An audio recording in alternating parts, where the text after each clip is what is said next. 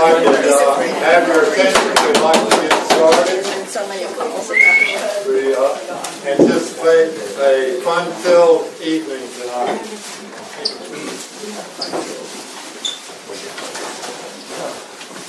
We're passing out the copy of the minutes from the last meeting, and along with the treasurer's report.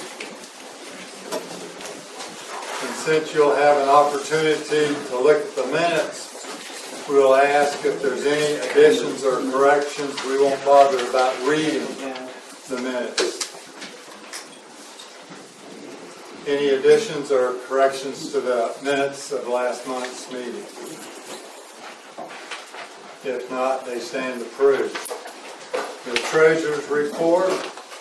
We didn't have much meat in the treasurer's report last month. Can you give us some specifics? Well, I have 210942, but I made a deposit and forgot to write it down. Okay. So it may be around 2200.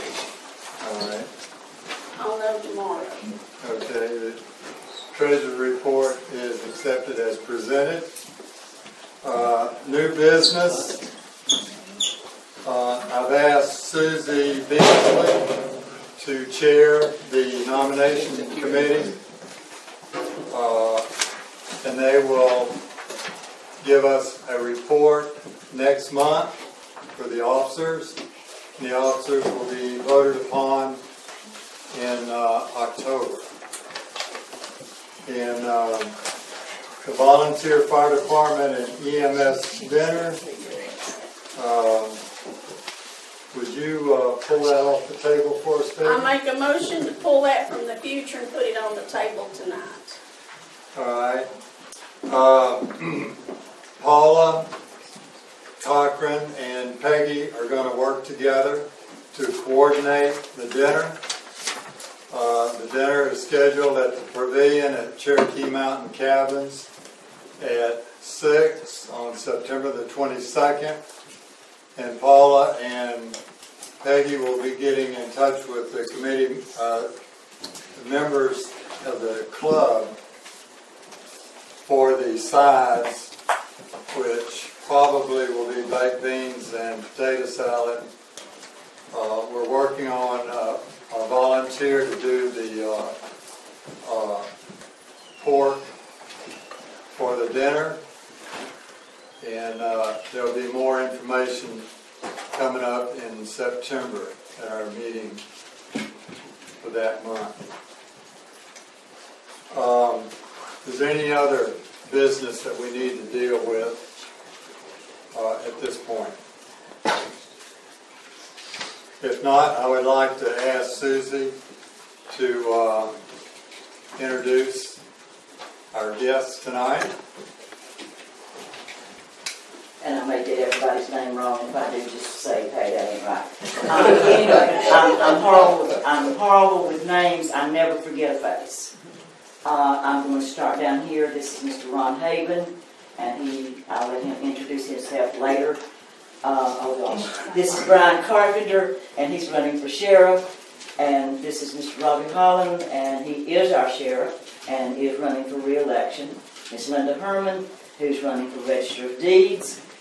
Mr. Ronnie Beal, Commissioner, and is running for re-election for Commissioner. Ms. Betty Wallace, who is running for County Commissioner. Mr. Bobby Cuppers, running for State Senate, and Senator Jim Davis, who is currently our State Senator and is running for re-election, correct? Correct. And Eric Giles. Hey. And thank y'all, every one of you, for coming. Thank you for responding to me however I got in touch with you, whether it was by phone or Facebook or whatever. Tom stayed on my case because he wanted me to make sure that all of you were able to come. And he said, who have you called? How'd you get in touch? And I kept saying, I've done and I've done and I've done. So thank you for all of you, every one of you. I appreciate it. And I hope this is not the last time that you come over to see us. Okay? Thank you, Susie. Our standard operating procedure tonight, we're going to ask each of you to give a 3-minute introduction of yourself. At the conclusion of that, we will break for some finger foods to build up our energy once again. And then once we conclude with that, Hal Jacobs will read the questions as given to him by the audience. And each candidate will have 3 minutes to answer that question. And Ed Trask is our illustrious timekeeper, and the floor will disappear underneath you when your 3 minutes are up. We're receiving questions right now, and after your introduction, that might generate some additional questions, so we'll receive questions during the break so that by the time we begin the program, we'll be fully loaded.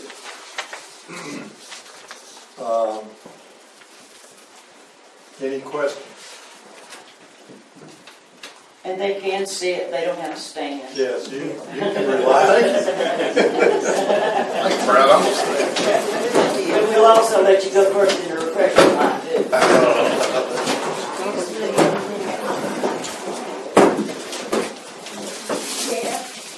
Chair. Chairs, isn't it? Oh, Okay, if you would, timekeeper, are you ready? I'm sorry. Hang on. It won't work yet. Okay, we'll start at that end of the table and introduce yourself. You have 3 minutes, and we'll just move on down the table till we get down to the end. I'm Ron Hayden. I'm a conservative candidate for county commissioner, seeking re-election. I'm not a seated commissioner at this time, but I have been in the past. I was born and raised here in Macon County. Probably won't take me 3 minutes to introduce myself, but I was raised far back in the woods. Saturday Night Live didn't come on my TV till Sunday morning. It was fuzzy. Anyway, I've been married to Marcella Luna, which is from Los Angeles, California. Been married 33 years to her. I've got a pair of twin sons, and one of them is with me here. Hank, but Seth just got his degree over in Western Carolina University. Hoping maybe he'll make something out of himself. It looks like he's pointing in the right direction anyway. He got his bachelor's degree. He's going to stay there and get his master's degree. I've been in business in Macon County one way or the other for over 30 years, a lot in real estate and hotels, and running garages and whatever it took to feed the family and keep a roof over the head. I'm running for candidate for one reason, and that's to see Macon County do better. And I think together we can. Thanks very much. So I told you it would take 3 minutes.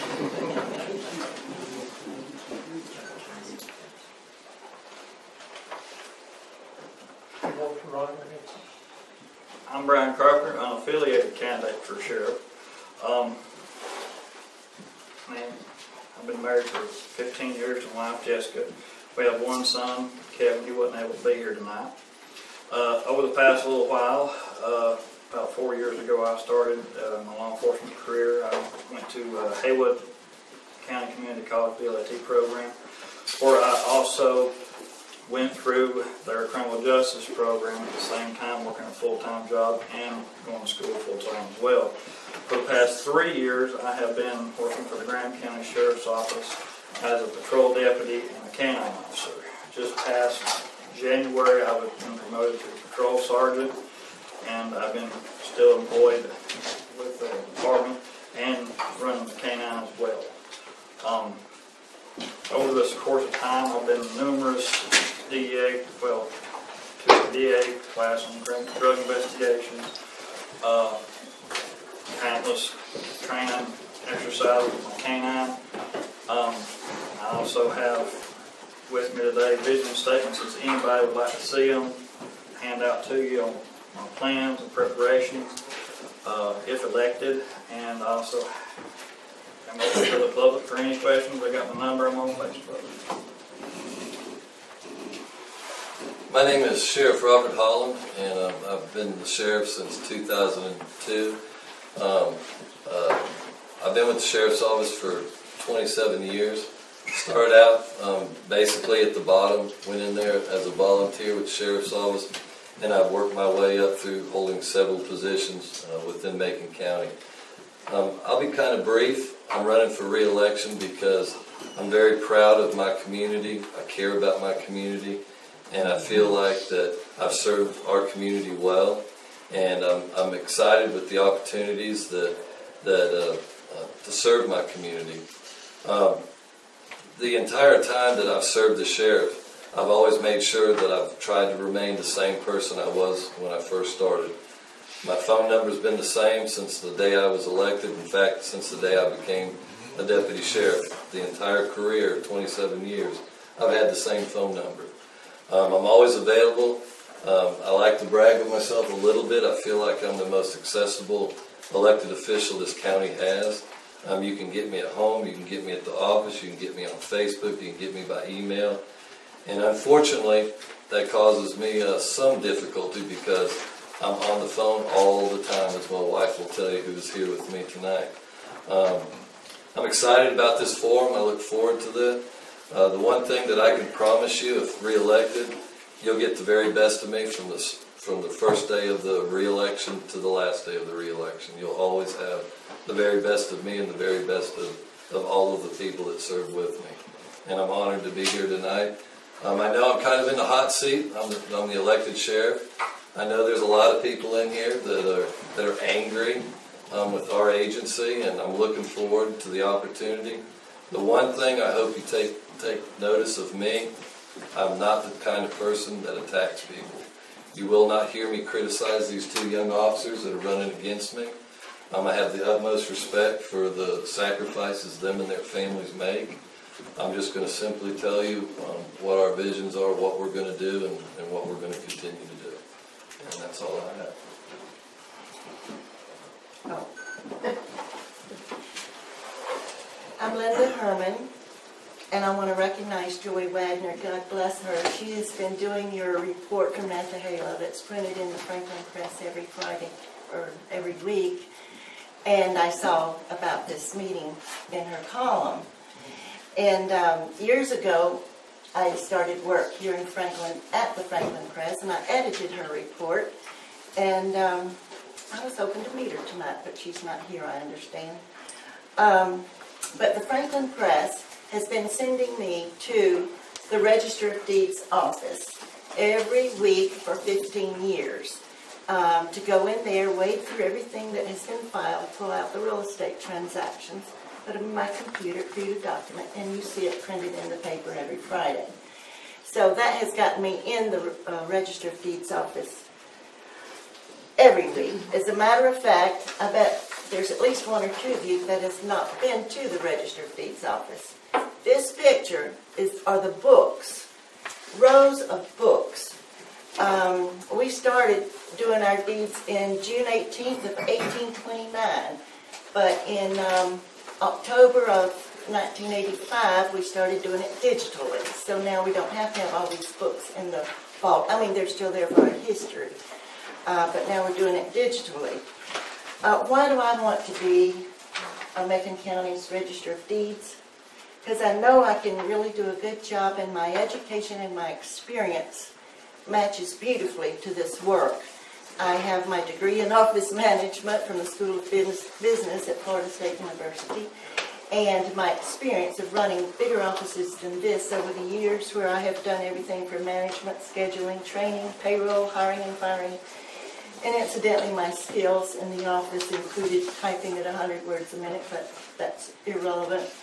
I want to see our county, as our county grows, I want it to be efficient in performing its functions and serving the public at the Register of Deeds office. But we have a tremendous amount of data and statistics in that office that I'm not sure is being utilized to its fullest extent. I want to make sure that these statistics are accessible for the economic growth for town planning and decisions in Franklin, Highlands, Nantahala, all of Macon County. So, I enjoy office work. I know that the office will be great under my leadership, and now your job is to get yourself to the polls and vote November 6th. Thank you. My name is Ronnie Beal. I've been privileged to be your county commissioner for the last 12 years. I was elected in 2006. I'm a native of Macon County. Been married for 38 years. We have 3 children, and thank goodness they're all out of college now. And they're all working. And I own Bill Construction, have for many, many years, and some other things that we're involved in. I'm a county commissioner for one main reason, and that's to help other folks if I can. I've been privileged to serve as the president of the North Carolina County Commissioner Association for the entire state. Thanks for your support. And was named Commissioner of the Year for the state of North Carolina for some things we made happen in Macon County. I serve as liaison to 8 different departments inside the county. It's about a full-time job if you really work hard at it, being a commissioner. And I enjoy it. There's several other being commissioners. I've had the privilege, I think, to serve with 3 that's sitting on this table as commissioners. And we're good commissioners. And worked hard for the county. I think I've served with 12 or 14 different commissioners. Some things coming up in the future. And the reason I'm running this time, we're looking at a comprehensive plan as we move forward. There's some things in the county coming up. Some really important things you need to keep in mind coming up. That's important to this community as the county. The 2020 census is going to be very, very important to our county. We think we were counted wrong last time. We can get into that discussion a little bit later. We appealed that count. We lost the appeal. We appealed the appeal. Lost that too, but that's okay. But the 2020 census is coming up. The comprehensive use plan, where we're going to look at different things that we need. We were able to build nearly $50 million in the renovation of new schools during the recession. We built them at probably the lowest square footage cost that I know of in the past 20 years, including the renovation of Nantahala School here. And just to give you an idea, we're going to renovate. We just done a renovation at an add-on at South Macon. That is almost 100% more per square foot than what we built the new schools for. So we built at a good time. Our schools are in pretty good shape. We did have to give them $1 million extra this year to make part of it to make them whole. We did give them some extra money for security and some extra money for IT. One of my fellow commissioners is here tonight, Commissioner Carl Gillespie's in the back. Very instrumental in the IT department and helps us along. So we have a lot of things to work on in the county. We do all this and maintain one of the lowest, if not the lowest, tax rates in the state. And that's what we're really concerned with is our number growing of seniors in our community. It's estimated in 4 or 5 years that about 28 to 30% will be over the age of 65 to 67. And those folks have paid their dues to our community. My time is up and I will shut up.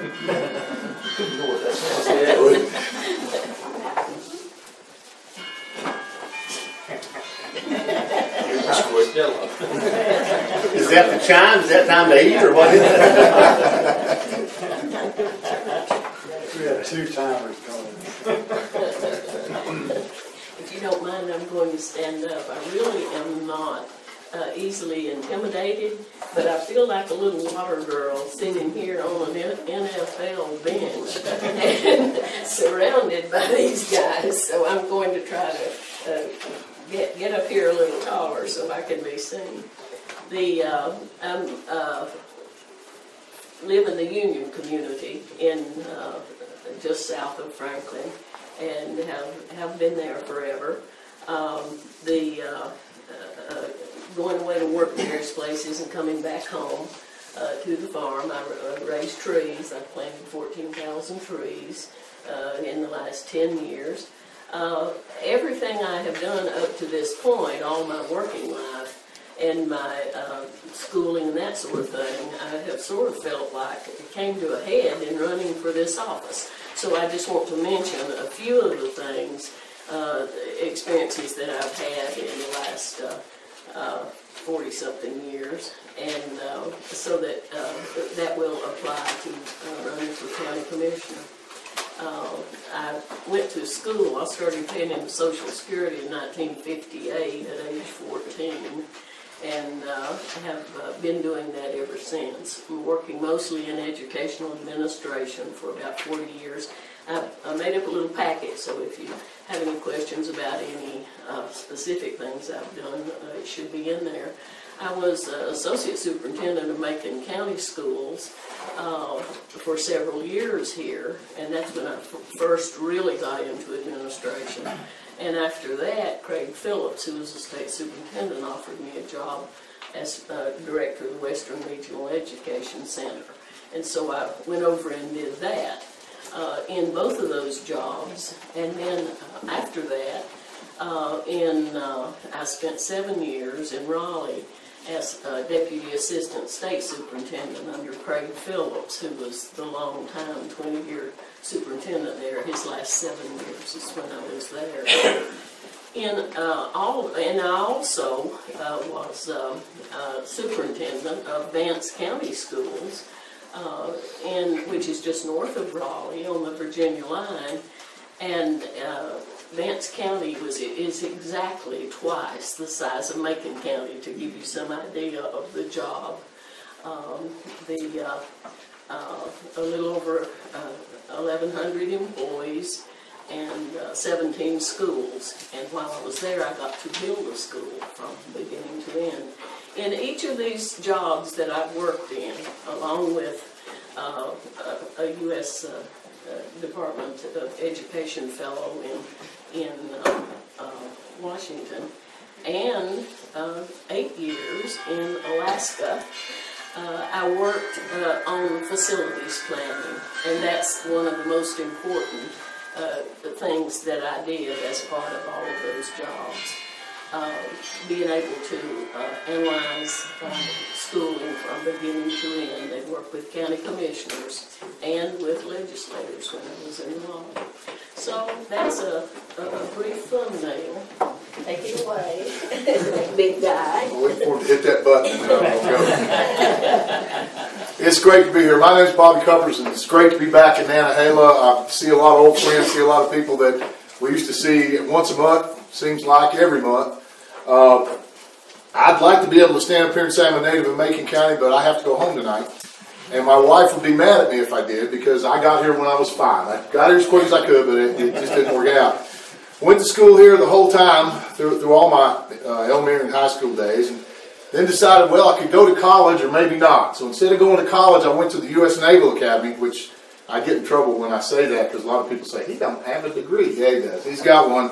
But it's a college. But I went to the Naval Academy, graduated from there, wasn't real sure what I was going to do with my life, and a guy named Rick over convinced me that I needed to drive submarines for a living. So for 25 years, I was served in the United States Submarine Service, and to prove that even a blind hog will find an acorn every now and again, in 1993, they made me the commanding officer of the USS Key West, which is probably the highlight of all that time. Thank you for your service. Well, thank you. I got out and said, well, I'm not done, because I always told my crew when I got out off the ship, so what are you going to do? I said, I know exactly what I'm going to do. I'm going home to Franklin, North Carolina. I want to teach high school where I graduated, and I'm going to coach football, and I did all of it. I've been blessed in my career to have my life to have two careers that were just phenomenal. I spent 4 years as county commissioner in District 3. That brought me to Nantahala about once a month or more if we were trying to put a dadgum swimming hole together. We worked awful hard. We got some stuff done. We didn't get everything done, but it was a lot of fun, and it's great to be back. Why am I running? I think I'm running for the same reason so many military guys are running. 2 things. Number one, and yes, nationwide, military people are running, retired military people are running all over the place. 2 things. Number one, military people have a sense of mission. We understand what the mission is. We understand setting the mission and saying everything else is just, we got to work through it. We got to work together. We got to make it happen. And also, I'm running because military people have a sense of what it means to represent something bigger than themselves. And if I could impress one thing upon the good folks in Nantahala tonight, this is it. You may like Jim, you may like me, you may hate me, you may love me, it doesn't matter. This election is not about Jim and it's not about me. It's about you. and the service that you get from your state government. That's why I'm in it. Thank you very much. Before you hit the button, I talked to Kevin Corbin just as I was leaving Franklin. He had just landed in Fairbanks, Alaska. He's not here tonight because he's visiting his son, who's stationed at an Air Force base up there, and a new grandbaby. So he sends his regards. So now you can hit the button if you want to. My name is Jim Davis. I've served as county commissioner from 96 to 2000, and from 2004 to 2010 when I was elected to the North Carolina Senate. I'm accompanied by my wife. We moved here in 1974. At the time, we'd been married for a year and a half, and we're still married thanks to her long suffering. I have 2 sons and 2 granddaughters.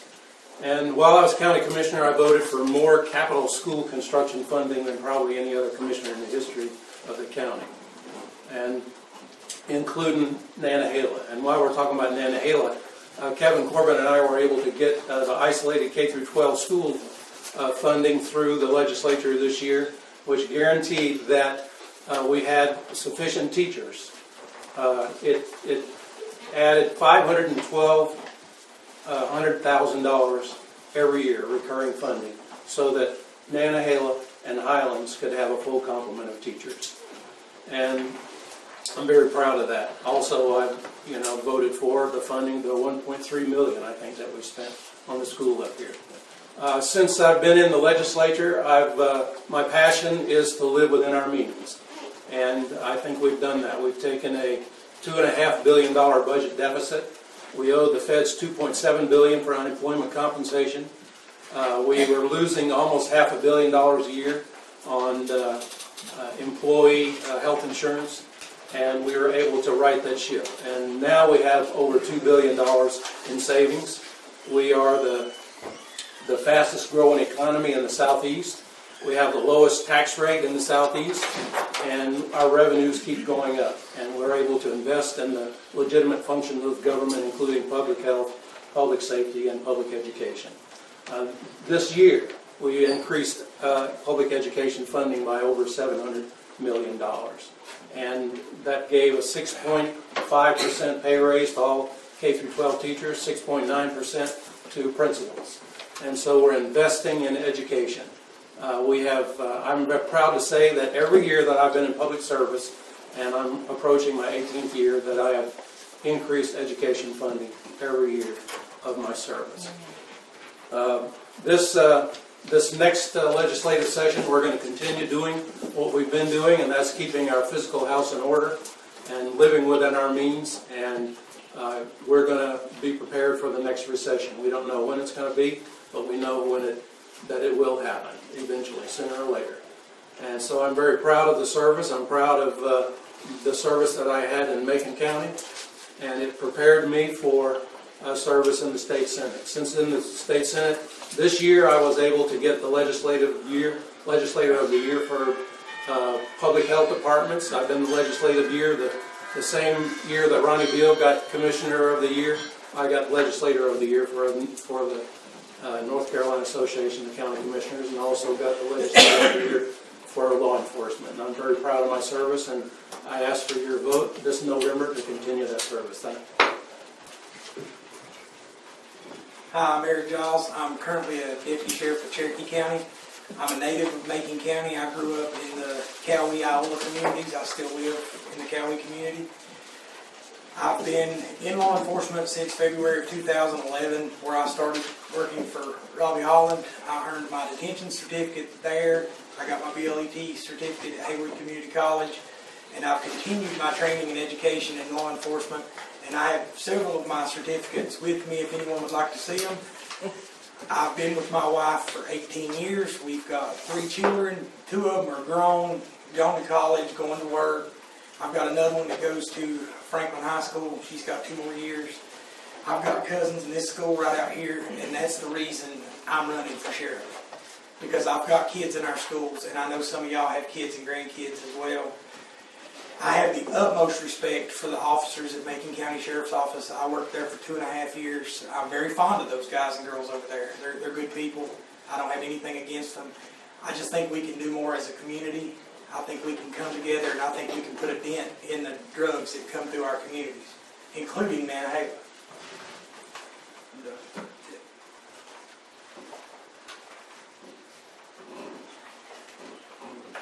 Okay, we will take a short break for, I guess, finger foods. And if you want to write questions during this break, make sure you get them to the house so you can have them to ask the panel.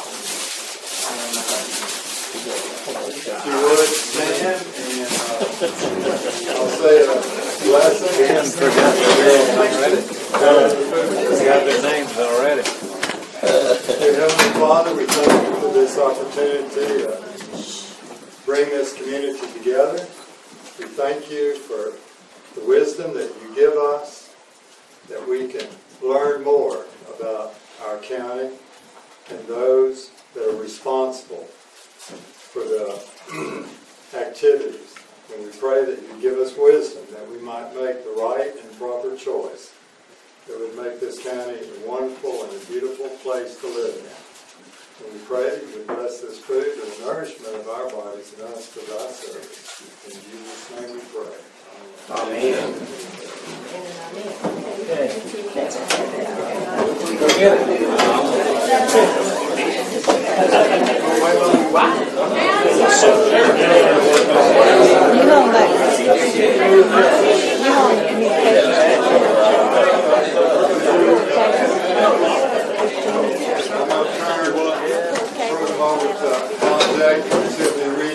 Questions, and our trusty timekeeper will continue his work at the stopwatch. In between. This first question is to Mr. Hall, and it says, if re-elected, what are your plans to police Nantahala a little better? My plans are the same as they have been in the past. Go before the county commissioner, present a budget to them, give them an opportunity to look at our stats of what we do and the calls that we cover in Nantahala, ask for the assistance in Nantahala. That's an ongoing discussion that we've had for many years. Each budget year, as the former commissioners and the current commissioners will tell you, there's been numerous conversations every budget year just about where I have requested another officer. In fact, to back up just a little bit, I believe Jim Davis was the county commissioner at the time that he asked me, he said, what would it take to put full-time coverage in Nantahala? And I said 4 officers. That's another officer per shift. That way you have 7 days a week, 24 hours. And so just a few years later, we put what's called the Nantahala Plan of Action. And that was I understood that it was over $300,000 to implement 4 officers. So I presented to the county commissioners 1 officer a year for the next 4 years. The county commissioners approved us doing that. And then the following year, lo and behold, the economy went south. As everybody knows, back in 2008, 2009 is when the economy plunged. And there's a process in the budget. And as everybody that has ever heard me speak over here in Nantahala, about June, May, April is when we start having discussions about budgets. And so I've encouraged the people in Nantahala to join me. Make sure you're at the budget hearings of the county commissioners. And those discussions would be taking place when you all mention Nantahala. And to this day, I know a lot of people criticize the fact that you don't have full-time coverage in Nantahala, but I can assure you there have been many conversations about us wanting that. I still want that. I still believe that it needs to be done. But what I have asked all the people that I've ever spoke to in Nantahala is join me at those meetings. Because as any commissioner here will tell you, during the budget process, when the budget process starts, I've been the only one standing up talking about Nantahala. And so I'm going to continue to fight for Nantahala. You can guarantee that's what I want to do. And respectfully to all our commissioners, we have to not only look at Nantahala, but lots of different issues. And the county commissioners have the difficult job of deciding what is important to allow into my budget. And while everybody can say that you're going to give this and you're going to do that, the reality of it is you have to be able to fund it. And if you don't have the adequate amount of funding or the adequate amount of officers to be able to do that, then you can't do it. And so I'll continue to fight. The second question, same to you. Said how, Excuse me? next question, same questions to you. How can current laws be enforced to any catch and release aspect of drug arrest? Say that again? That's just what it said. No, How can current laws be enforced to end catch and release aspect of drug arrest? To end catch and release. So are you saying, why are they being arrested and then just released? Yep. Because that's our judicial system. That's your constitutional right. If I arrest you, you have a right to go before a magistrate or a judge, face a bond, be sentenced, given a bond, and if you're able to make that bond, then you're released. I don't have any control over that. Another question to you. Opioid addiction is a national problem. What are 2 steps you want Macon County to take that are not currently in place? I mean, you could go on for about until breakfast tomorrow, but here's the problem. And I see it all the time. People will get upset because we arrest addicts and we put these people in jail, and they really need mental health treatment. You're absolutely right. They absolutely need mental health treatment. They need help for their addiction.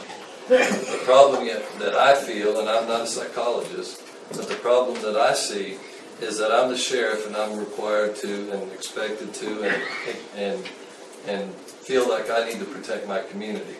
And if you're not willing to get that help, if you're not asking for that help, and you're breaking into people's houses and you're stealing their things, then I want to put you in jail. And hopefully you'll ask for help eventually. And that's why we've started programs within our jail. That's why we have partnerships with organizations outside of our jail. A lot of these people that are in jail for their opioid addiction that have caused crimes in our community are actually good people fighting an addiction who make mistakes. And I want to be able to continue our efforts of trying to get those people help. And if they're not going to ask for help, then I've got a place for them. Okay, one more here. Money Hall. Why do your officers not have body cameras? That's an easy question too. We don't have the funding for it. Funding. You can go back. You can Google search and find repeated articles where 2016 in WLOS, 2017 Franklin Press, and Making News, where I have said that I support body cams. I have no issue with body cameras, but I don't have the funding for it. And while a small department like a local police department who only have 2 as Chief Wooten or 7 or 8, 9 in Highlands and 15 in Franklin, that's not that big of an amount. But when you start talking about 30, 40, 50 officers as I would have, and I don't believe I should have 1 officer and then the other 4 guys on the shift not have them. If 1 officer has them, they all should have them. And as far as I'm concerned, if our county goes to body cams, and we will soon, very soon, we're about to make an announcement of some funding that we've received that's going to be coming up very soon. And my goal is to have all of them because, the last thing I want is for Officer Smith to be responding to a call, Officer Dunford to respond to a call, and one officer have a situation and it not have a body cam. And then what's going to happen is somebody's going to say, well, how convenient, making an allegation and now you don't have a body cam. And so I feel like that's what needs to happen. Should all law enforcement be held accountable under U.S. Code for law enforcement? That's the question. I don't understand it. That's the question. Well, all I can say is that a law enforcement officer is no different than any of you sitting in this room. Everybody under the law should be held accountable for their actions. It just depends on exactly what you're talking about. Is it a violation of the law? I'm not sure exactly what you're talking about, but okay. I mean, if the person's here that asked that question, they could clarify it, I'm sure. Who asked that question? Yes, sir. Your name? Scott Chris. When an officer, they should be held accountable and under every circumstance. So if somebody goes out and lets the right people know that something's being done, it should be taken care of, not thrown under the table or reprimanded for somebody speaking up. Do you agree with that? Yeah. Did you say Scott Chris? Mm-hmm. Yes. Under the law, it depends on what the situation is. I mean, it depends on exactly what you're talking about. So let me give you an example. Say I deal with a situation that you have a complaint about, and you're not satisfied with us, or you think that we're crooked or that I'm crooked. I'm saying that when you go to the right people and ask them, "Are you reading the laws correctly?" and they say yes, and instead of it being investigated, it gets reprimanded for it. And then how I mean reprimanded for it, I never got the services that is offered. It was made blatantly clear that for me asking about wrongdoing, then my family was denied protection from y'all. Okay. And at what point did, as a sheriff and as the head of the agency, at what point did you contact me at my office and meet me and? I contacted people in Washington. I contacted Raleigh. I contacted Atlanta. Okay. But when it don't go anywhere if it don't go through your desk. Well, the sheriff is a powerful position in our county. I understand that.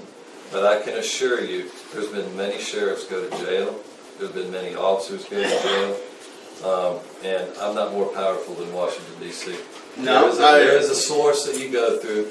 You have the Attorney General's office. You have the State Bureau of Investigations to report. You have the FBI. And so there is a source. Yes, and they was all notified. But we chose not to even think about it.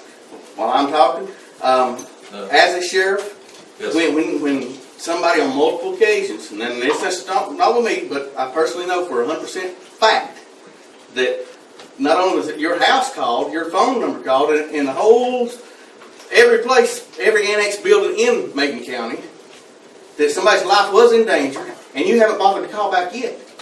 That's what I got a problem with. That's when you call 911. No. Yeah, absolutely. That's when you call 911. Well, and the officer will respond. The people wanted to speak to you about a particular thing, and you was not there. Can't be everywhere at once, but you can get a hold of me. But what was amazing, after all these calls, one person asked me what was wrong, and I explained it to him. You answered on the first ring. That's a little ironic. Must have been home. No. There was a sticky note left on your door. Okay. Well, then if a note is left for me to call, then you should have called. Try to call. You should have called.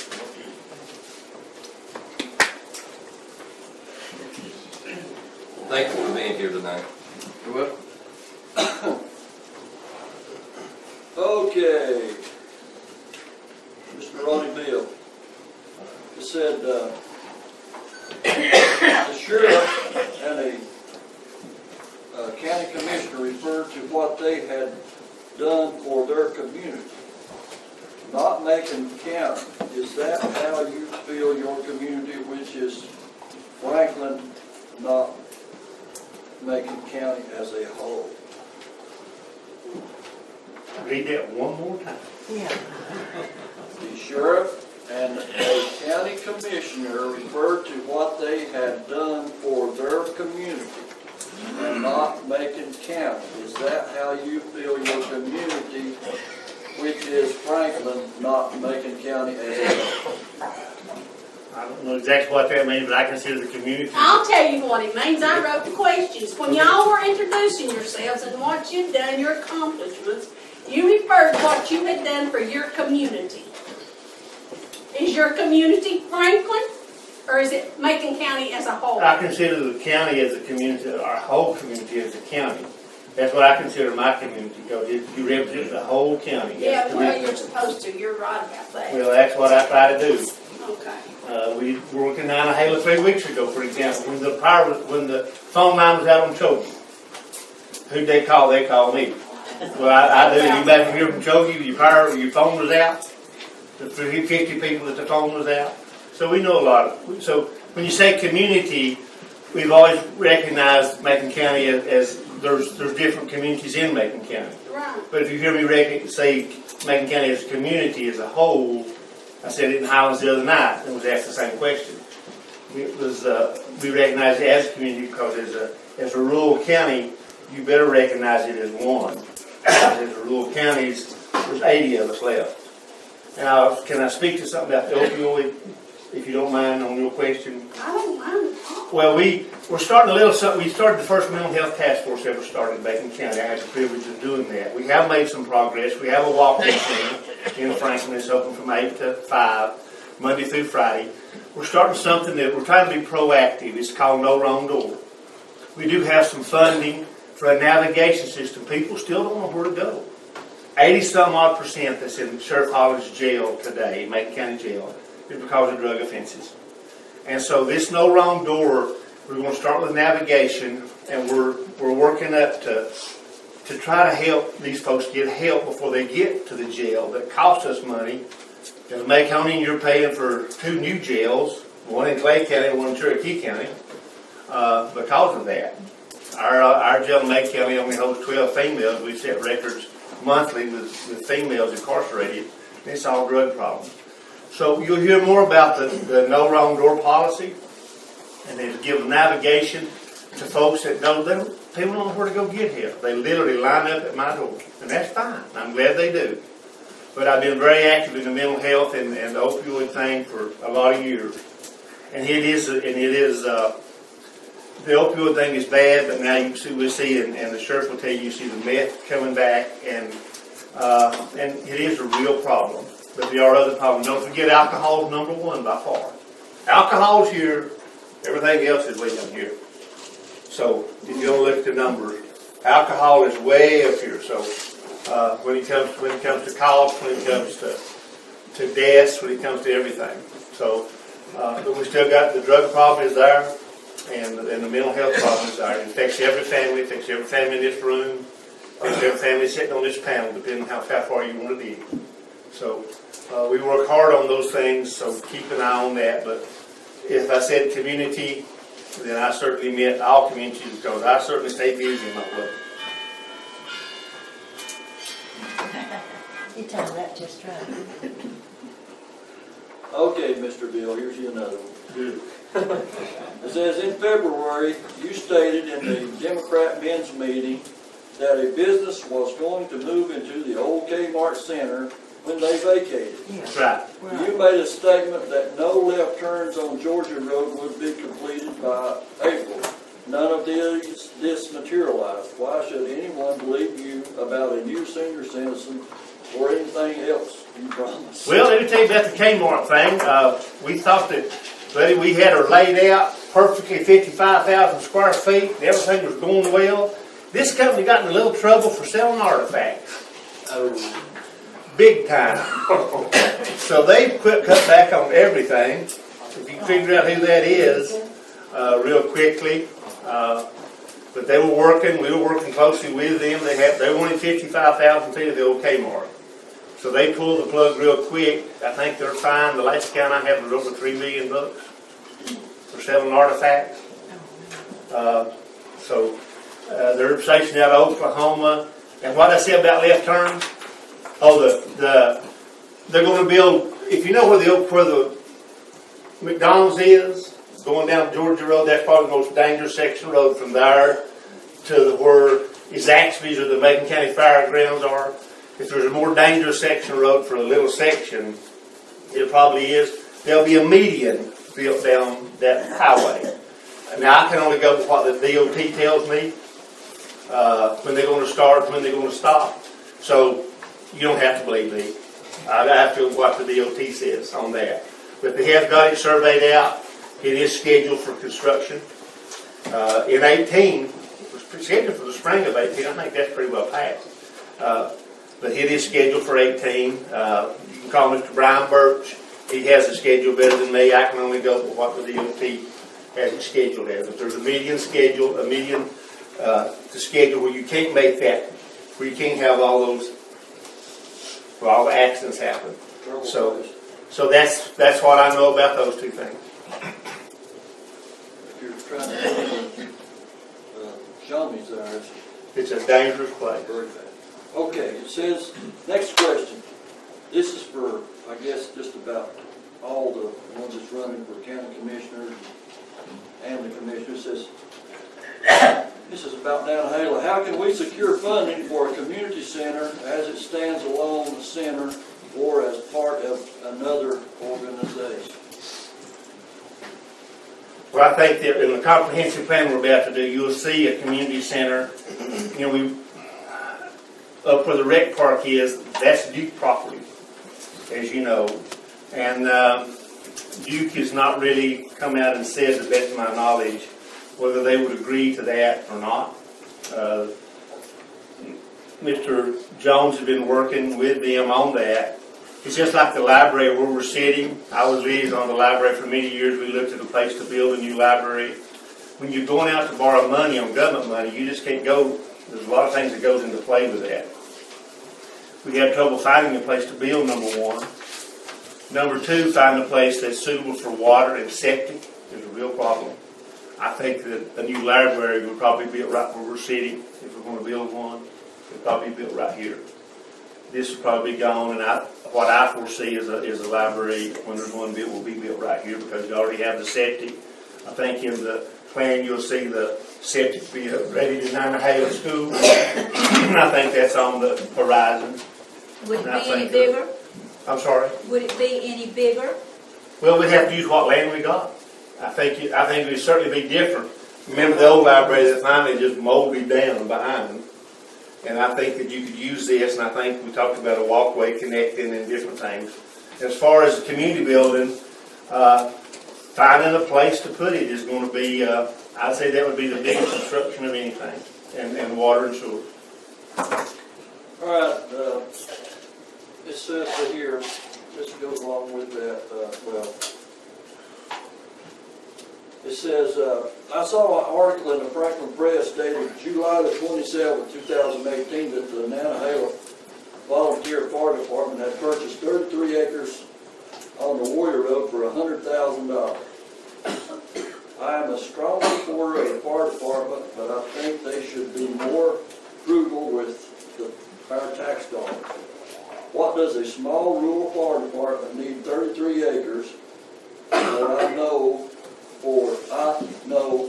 last 2 years Nantahala Fire has had a surplus of $100,000 each year. Maybe if the commissioners cared about handing money out, they would care to see how it is being spent. Maybe our taxes could be less if we are overspending. Furthermore, I think some of the board members should be appointed through the community as oversight committee to make sure money is not being wasted. I'm not familiar with that. I'm sorry, I'm not familiar with Nantahala buying property. Commissioner Gillespie, are you familiar with? No, sure. I'm not familiar with that at all. I don't know where that came from, or Anybody here know? I'm not familiar with that. You are a county commissioner and you send money to the fire department. Well, they have their own, they collect taxes from this district, yes. And it goes, but it comes through the county, it goes through the county finance department. And I believe we would have saw that purchase, Commissioner Gillespie, I think, I would only assume that, but. Well, it was It was in the paper, the 27th, they purchased the 33. I'm not aware of that. Well, if they did purchase that 33 acres, what about a community center being built on part of that 33 acres? Would that be- I don't know where it's at, I don't know nothing about Right that. across from the fire department, that goes right I have no clue.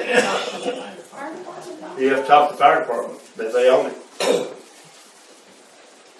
It was in the transactions in the Franklin Press, Fire department owned the 33 acres. July the 27th.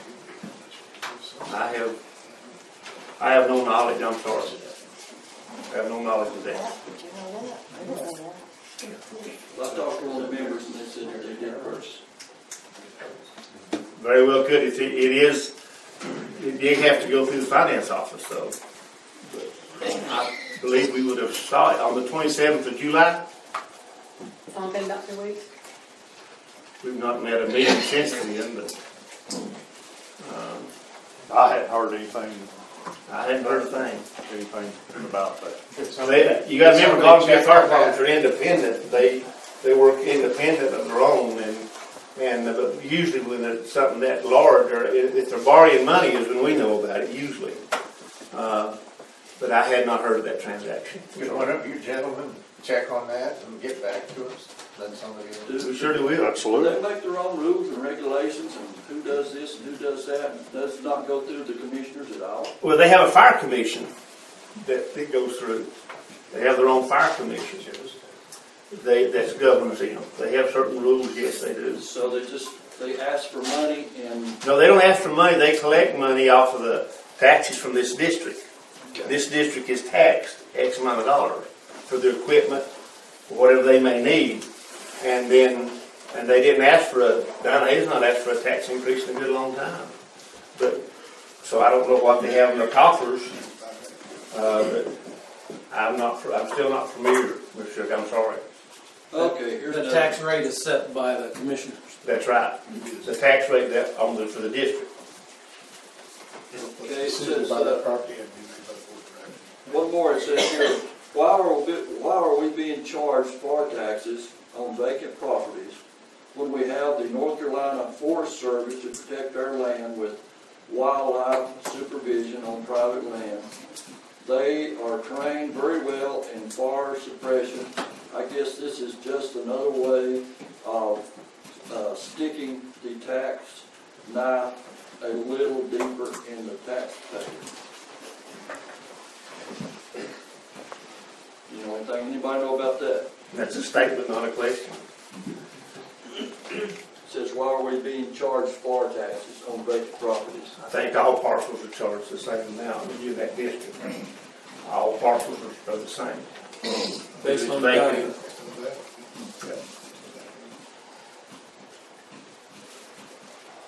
Okay, great job. How would you send a full-time officer in Nantahala? What would the sheriff's office have to give up? I don't think they'd have to give up much of anything. I do agree with the sheriff now that I would like to go back to the commissioners and get funding for more, but until we can do that, you zone out the county and put a deputy in each zone. It works in Cherokee County, it works in Graham, it works in Clay. Why will it not work here? We had 2 deputies working Cherokee County today until afternoon. We can zone out with 3 or 4 deputies. We can do a little better than what we're doing. We can get to Nantahala. Okay. Within the past few years, we have had a former fire department official charged with financial mismanagement. What level of financial account and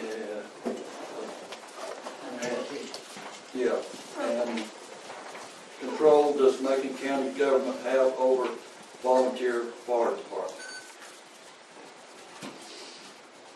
Well, we, every year each fire department submits, now we have a standard operating, they submit. It used to be even when I came on the board, and I'm sure Jim can certainly remember, each fire department submitted sometimes on local paper, whatever they were. Now we have a standard sheet, more or less like an audit sheet every year, of what they submit, with what they have in the bank, how much money they have. So we have standardized that. We have come a long way in the past 10 or 12 years. And so that is standardized for each fire department. And so, but at the end of the day, they're volunteers. And it's just like this organization, Nantahala organization, it's Nantahala Volunteer Fire Department. And you trust those people who you put in charge. And that's what happened here. That's what happened in Nantahala. That's what happened. This happened in other organizations. We hope it don't happen ever again in another organization. But there are checks and balances in place, and they work well in Nantahala. And they'll work well somewhere else. It may take a little while to find out if there's any misdeeds going on, but eventually it will. It might take some time to do that. But anytime you have volunteers, and 99.99% of the time, they're wonderful folks. You have wonderful people that volunteer in the Nantahala Fire Department. As you do in other volunteers, it's the best deal the county's got. Volunteer fire department. But if you have somebody that wants to not do the right thing, or supposedly not do the right thing, I don't know how you prevent that in a volunteer organization. But there are steps in place, and eventually they will be found out.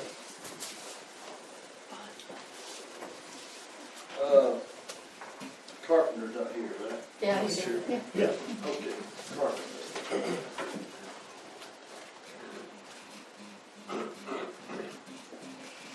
Well, this is, it says, what new agenda do you propose that we do not currently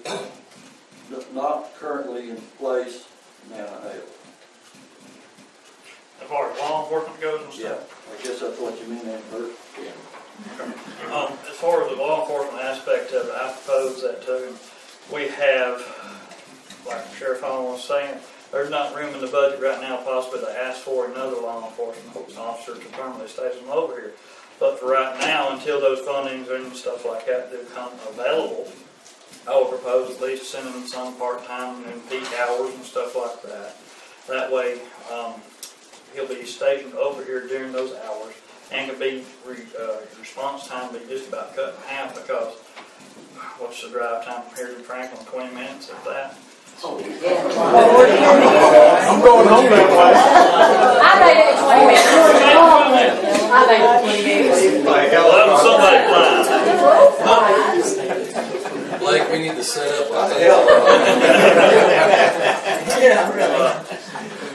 More community interaction with, as far as like with these meetings and stuff like that, having the deputy come to actually hear hot spots per se that you possibly said, hey, this is possibly a drug location, or just hearing more inter-community involvement. I guess this next question will probably be for will this be for all the commissioners, Bert, or would it just be for that other commissioner? All of them. So you want to give them all a chance to answer the question? Okay, it says, do any of you have any plans for doing Nantahala Township Library community building, or anything constructed? What is the status on this? I think I've answered. It is. You will see a library, and you will also see a community building. There again is location, location, location. And we looked at the place for a library, and matter of fact, when Karen Wallace, we looked at the place, we thought we had a place at one time. That didn't pan out. But I think we'll look at a library, and the community building is all going to be location. I don't know who asked the question, but it's going to be a place for, for us to go out and borrow money, and this will be there's certain criteria we'll have to meet on the water situation and the sewer situation. There's certainly not room here at the school for the community building, But if we could work out, if we could and not eliminate the recreation there and still do a community building there on Duke property, there's some liability issues we're going to have to get across with Duke, I think. I think there's some liability issues there that we're going to have to work through, and we're working on that. But if that would work out and do the community building there, the sewer's in place. I'm not sure, Paul could answer those questions better than anybody. He's the sewer man and the water situation. So hopefully that those two, if we can answer that question, and I really do believe, and talking to some other commissioners, that if we can find a good location, security-wise and a lot of reason-wise, for the school and for the community, we're probably sitting in the best location for the library. And even if we have to attach it to the school, that wouldn't be a bad thing. But the school doesn't want us here, is the thing. Well, they might not. Well, they might, after everything's said and done. If you build a nice building here, and it'd help them out too, I think. Well, it's the security that they're worried about. I know. And I understand that. Yeah, we just give them $250,000 for security, and so much comes to Nantahala too. And we have some ideas on how they worry about the traffic. Right. And there's not a whole lot to divert the traffic here. Let's just be honest.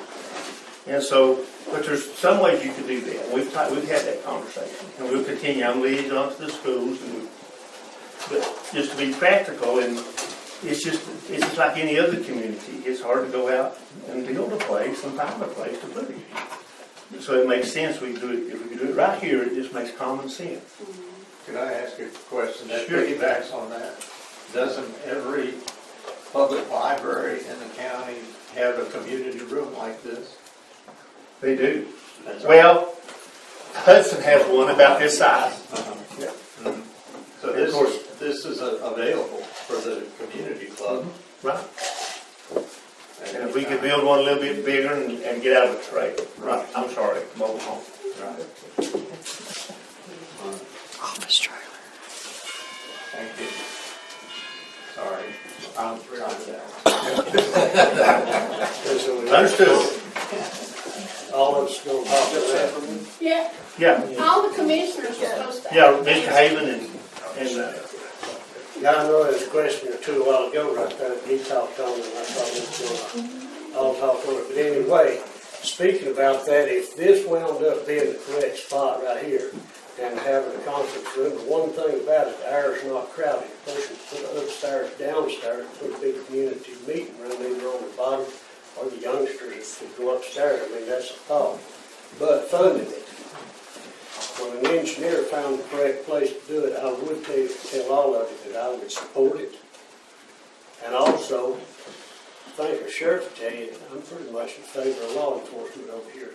I would also support that. I know that was not in that sentence, but I would support that also.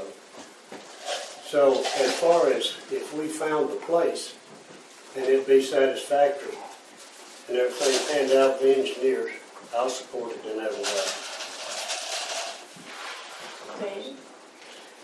I would like to see all of these capital needs that we have, and there are a dozen or so large capital needs in the county. And the Nantahala has far more than their share of the needs if you're just looking at various communities and areas of the county. But when we hear over and over a group of people wants a new senior center, we have a whole group of people who want a teen center. We have educators who are conflicted about operational expenses versus facilities, and of course it's the facilities that the county commissioners are responsible for. We hear a lot about needing to remodel and expand the detention center because we're spending a fortune in Clay and Cherokee counties to rent space for inmates. When you listen to people talk about each need of these large capital needs, one at a time, you certainly get drawn into it. Yes, yes, let's figure out some way to do that. I would like to see the county commissioners do a major effort, put forth a major effort to look at all of the capital needs, do some financial analysis on them, both the initial capital outlay and the ongoing recurring expenses to operate them, and then look for fairness. And now all you have to do is go sit over in the library in Franklin and then come over to your library to see that something is not fair. Same thing with law enforcement and a lot of other things.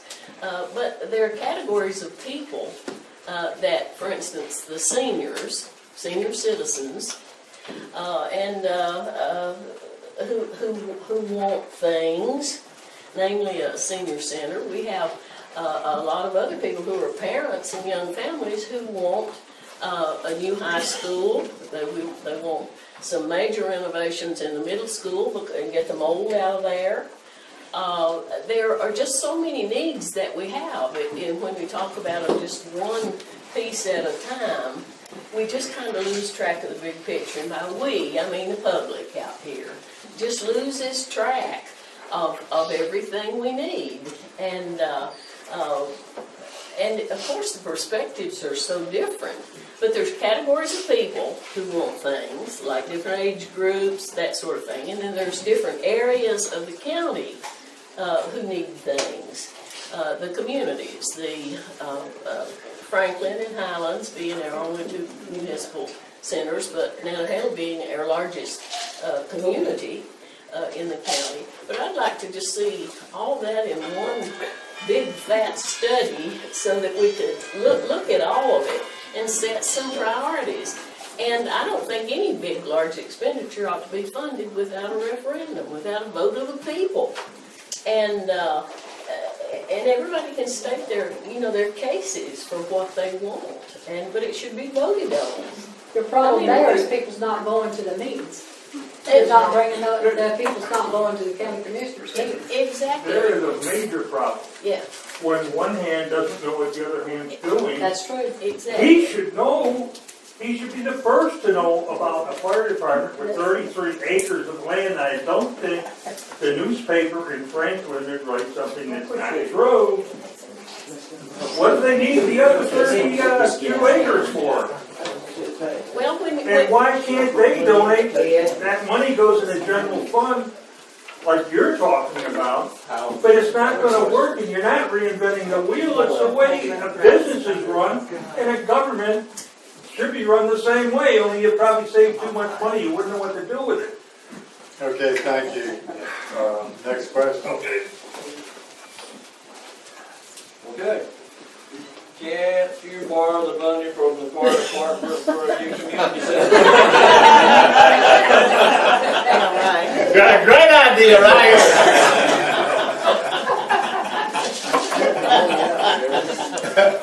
here. Your community, your fire department. Money is all coming from the same place. It's volunteer or not volunteer. It's coming out of this community, though. Your money is for that fire department. Okay, last question. This is about building inspection. It says, as a new homeowner, one concern would be that the department head of a building and inspection be more understanding in the direction in building homes. It seems that one of authority should not be so hard on towards its constituents. Know anything about the building inspection? I'm liaison to the building department, so. Could I get a sign-in sheet, please? The sign-in sheet that we had started, could I get that, please? We didn't start one. We hadn't started one. We'll start one. We'll start one right here, Mr. Beasley. Thank you. Anybody want to comment on this last question? I'll come. I'm the liaison to the building inspection department, so I'll be glad to comment on it. Whoever asks the question, there is if you have a complaint against the building inspection department, there is a way that you can complain. Come get a pen. It's got my phone number on it.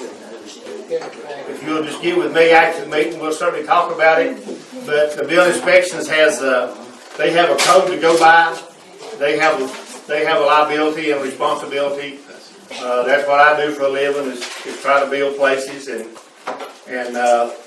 but they do have a responsibility and a code to go by. If you think you're being treated unjustly or unfairly, then we certainly want to know that.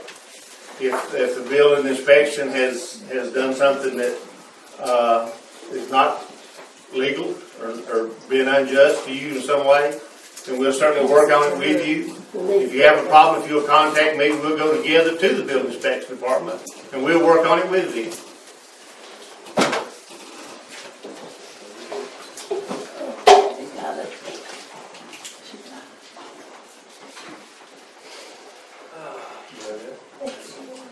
This gentleman here didn't get to comment on the Nantahala community building and what you got to do for it. Well, I'd love to comment on that.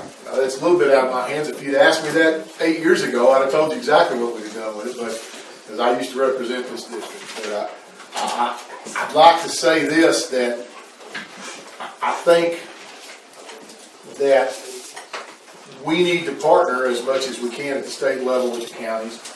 But the county is the guy that's going to handle this. I mean, I don't.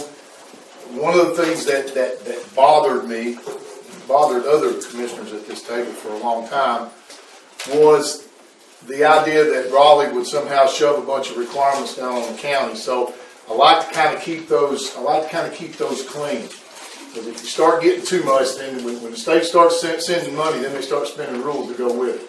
Sometimes that doesn't work out as well. So I think it really is up to the county.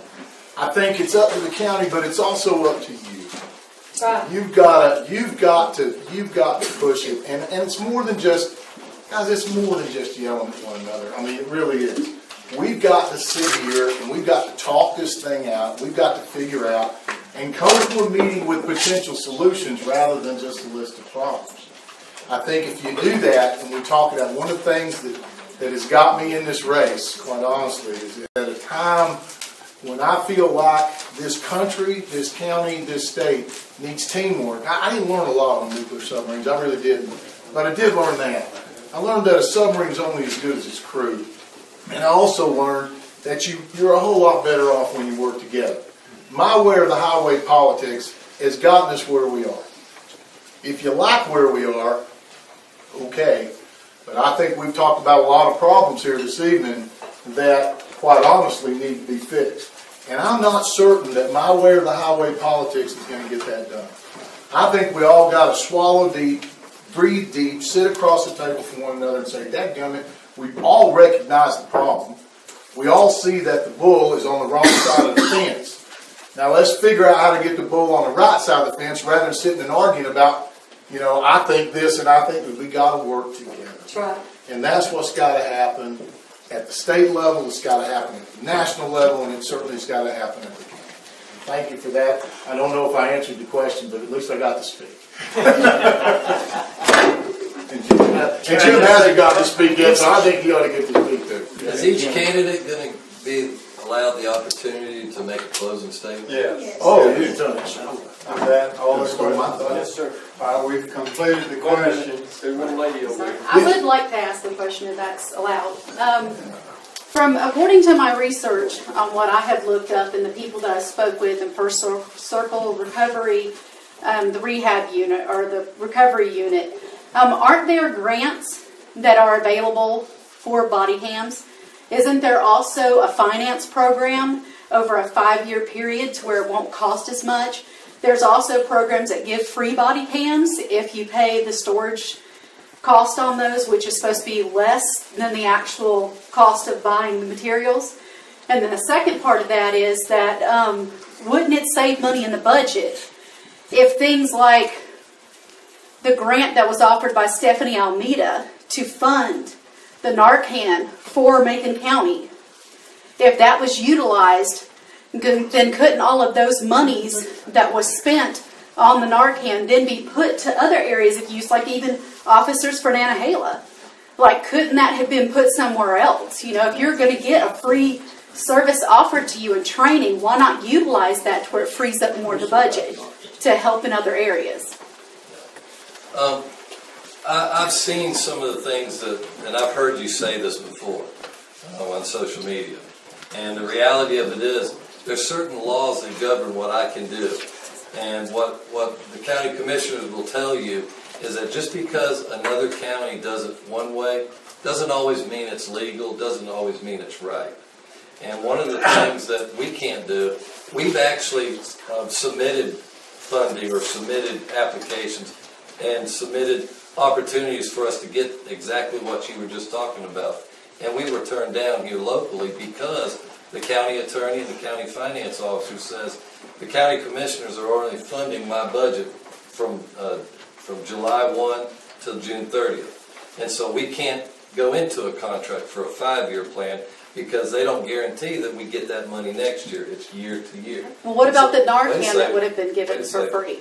And so the other thing too is and I can't, I'm losing her mind. What's Smoky Mountain? We furnished all the Narcan. There's no charge for the Narcan. We were able to go through. I'm on the value board, have been for many, many years. We were able to go through that organization. But I've seen posts that have said that you requested funding for the Narcan, so I'm confused on that. I'm not trying to argue it. I'm just saying this is what I've seen. And I've personally talked with Stephanie Almeida, who said that she contacted you personally, and this isn't an attack towards you. This is wondering whether the budget's being spent correctly or not, because there are needs in this community. There are needs in Macon County, and the people are getting discouraged and they're getting upset that they don't feel like the law is being upheld and like they have the protection of the law. I don't even live in this community, and I've heard the hearts of the people here who feel like they're not being protected.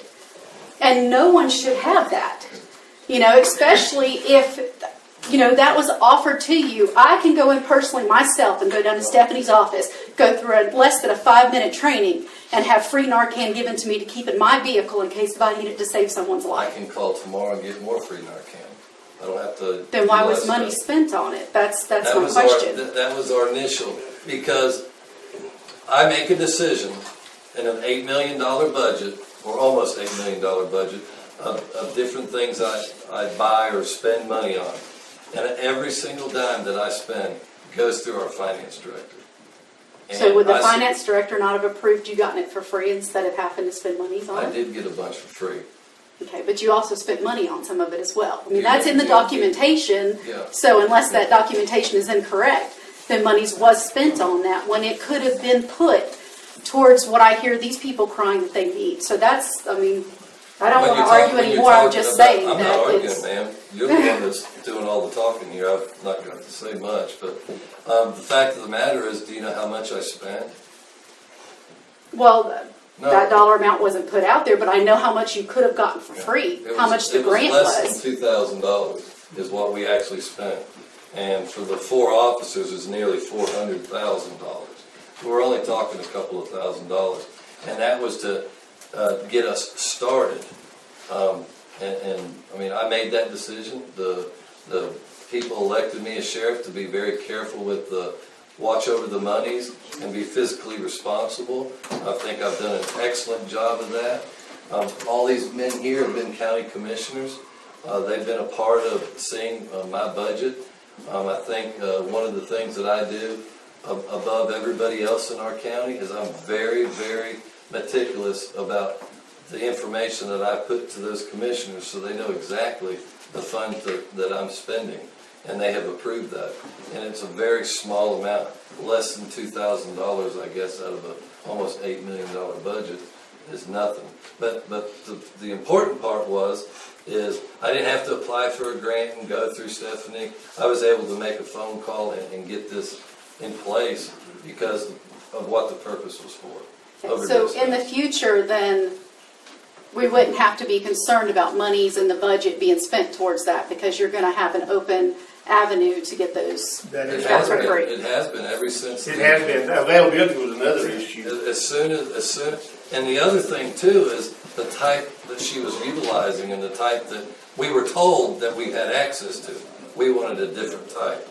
In our opinion. So what type are you guys using? I forget exactly what it's called, but I can't remember. I don't even have one with me here, but I just can't remember the style. There's several different. Well, that's what this is, the naloxone, the Narcan, that's the nasal spray that's administered. So, I mean, everyone else may not agree with me, but I think even 2,000 spent in an area that didn't need to be spent is too much. Thank you for your opinion. I appreciate it. How much of that Narcan do you have to use, to save them? How often do you have to use it? It all depends. There you go. It depends upon the patient. The first time you use it to reverse the opioid overdose, you don't use as big a dose as you do the second time. It becomes more and more ineffective, the number of times it's used on a single individual. And so it just, you can't put an amount. So if somebody needs it over and over, and get to the point where none of it will work, is that what you're saying? Well, it'll be highly ineffective. I wouldn't say it wouldn't work at all, but it'd be highly ineffective. You mean in different times? Like if you used it on somebody today and the same person overdosed a week from now and you had to do it again on? Is that what you meant? Yeah. To be honest, that's a medical question. I have no idea. I don't think they get an immune system to it. I don't think it really matters. But as far as price, if any of your children, God forbid, were ever to become addicts, and there may be somebody in here who's had an addict in your family, if any of your children, if that offs me spending that $2,000 or whatever amount it was, I can't remember off the top of my head exactly what, to be honest with you, I don't care if it's $5,000. If that was your child, that my officer saved their life because they've become an addict, it's worth every bit of that $5,000 to you. And I feel the same way. Well, I didn't have a problem with that. I was just curious about how much you had to use. EMS uses much more than the sheriff's department, and if Warner or some of the people from EMS was here. I just wondered how many overdoses there was in the county. If I can answer, that's what I was wondering. If I can help you out a little bit without getting teary-eyed, because I just had this happen to a cousin of mine down in Georgia. It wasn't in Macon County, but down in Georgia. His mom and dad found him, and he had OD'd, drugs everywhere, stuff coming out of his mouth. Well, they called 911. The EMTs did administrative, but because there was just so much going on with him, that pen didn't help him. The girl that was in the car with him had ducked off to the woods, same thing, messed up, high on drugs. She ended up stealing the car and came back that way and seen all the law. Ended up, because she was so messed up, she was seeing things. The lights was playing tricks on her. Ended up hitting them head on. Ended up killing 3 people that night. We had to bury him and his girlfriend. But the pen itself did not help save his life. Now, would it have saved hers because she did take off and run and steal a car? If she had remained there at that point, at that position, would that have pen have saved her? I'm hoping it would have. But like he said, I don't necessarily believe that these pens is going to spare everybody if they're so far that where they're already spitting stuff out of their mouth and their nose. They may be too far gone. There was a case recently, somebody was transported from Nantahala after they'd been arrested and brought back to the jail, and she basically went out in the back of the car, and they had to use that on her. Will it work It does save lives. Will Narcan work on both meth and heroin overdoses? Just opioids. It's opioid. Okay, at this point, I'd like to ask for a closing statement by each of our guests. How long we got? 3 minutes. You wouldn't give us 5? Anyway, let's go. Friends, I look at Rondeau County sort of like this right here. You look at how much money is took in and how much is spent out. You got more money for the things you need if you're real careful of how you put it. Not that I'm going to point the finger at anybody, but everybody that has access is trying to reach and get it. And lots of times they believe that it needs to be spent more than one place than it does another. It's something it's tough for a commissioner to get down to the bottom line of it, what we got to have and what we got to make sure we have. The thing about it is, our 911 services, our law enforcement services, they should be a very high priority. We've got to take care of this. There's lots of other things that I feel like that we need to tighten the budget down on. I don't know if any of you ever paid any close attention when I was commissioner. I didn't turn down us having anything, but I always wanted to make sure if there was a $20 item, a salesman was trying to sell us for our county, and they wanted $100 for it, I wouldn't do it. I said, look, it's a $20 item, that's what we want to buy it for. Well, I feel like others raise their hand and say we had to have it. It's not the part we had to have it. Yes, we did. But why pay and spend extra money? First, we control the spending.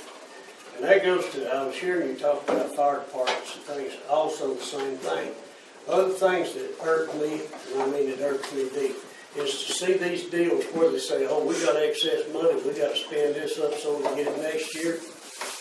I fought against that the whole time, and if I'm elected, I still would. I remember one thing that stands out whenever I was elected in, we had 5 ambulances. And anybody got any idea where they were? If not, they were all in the shop and we borrowed one from Jackson County. One thing about it, when I left, we had 5 new ones. Things like that is a priority. Our sheriff's department always wanted to make sure that they had good cars. I voted for cameras and things like that. And as I say, I would vote to have officers over here in the same way all over Macon County. I think fairly we should have law enforcement and be able to fund it for our whole county. We need to make our whole county safe. And yes, drugs is a big problem. Heard old saying an idle mind is a devil's workshop. Well, unfortunately, Macon County's average age is 59 years old. That ought to tell you something right there. If it don't, stop studying about it. I'm 60, so I'm right in that same age group. What you've got is a bunch of retired people out here. There's no middle class right in here for the workforce. The priorities are out of order. When we grew up, Mother and Dad got up and they went to work and made enough money to pay for a roof over our head and something to eat and a vehicle to drive. I know, see, I'd love to talk to you about 10 minutes on this. But talking about this, we need to get our priorities in order. Jobs like Pizza Hut, working part-time, is not going to feed families. Jobs like we've got over here somewhere. My son's, I talked about, he'd got his bachelor's degree, done pretty good. He got him a job waiting tables at a cafe. Hey, I mean, so we need to get our priorities in order around here. And things can be done, it needs to be. And if you'll give me some other time later, I'd love to talk more about that. We'll have an open session when we adjourn. Thank everybody for coming out, hear everybody talking and everything like that. I'm all about saving some money. If I will search out every grant, every fundage, every dollar between a rock if I need to find for any kind of program that the sheriff's office will be eligible for. If you can ask my wife, I'm tired. So I wouldn't be any more different than the monies which would be entrusted with the sheriff's office. Also, if y'all want to sit down one-on-one, talk, take a vision statement, or anything like that, I'm going to be reached my number. I'm glad to give it to any one of y'all. Thank you. One of the things that I would like to make sure that I stress is what we talked about earlier about the importance of county commissioners meeting and budget meetings. And I'm going to tell you the same thing I've always told the citizens of Nantahala. Join me when I'm fighting for money in next year's budget during the budget sessions. I'm telling you, that's a powerful time for you. I would love to see this many people.